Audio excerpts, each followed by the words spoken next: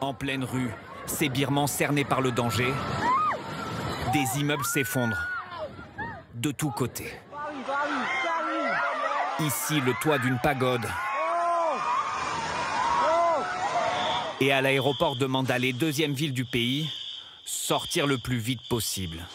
Dans sa fuite, cet homme se protège la tête avec son bagage. Une partie des faux plafonds s'est effondrée.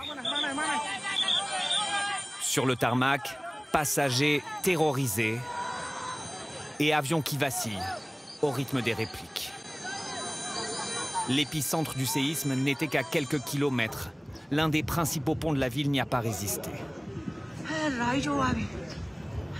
Ici, un hôtel s'est effondré. La junte au pouvoir a déclaré l'état d'urgence. Et c'est exceptionnel, a demandé l'aide internationale. Un peu plus loin, ces touristes russes n'en reviennent pas d'avoir échappé au pire. À peine 3 minutes plus tôt, on était sur ce mur.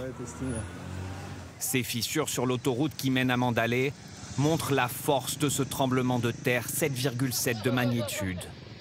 Nous avons pu joindre par téléphone un des rares Français vivant en Birmanie.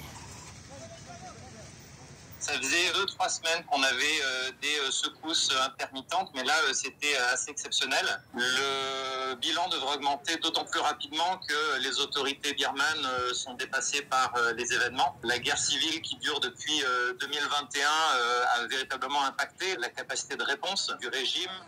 Le séisme, dont l'épicentre était proche de la ville de Sagaing en Birmanie, a aussi fait des dégâts dans les pays limitrophes, Thaïlande, Vietnam ou encore en Chine, comme ici dans la province du Yunnan.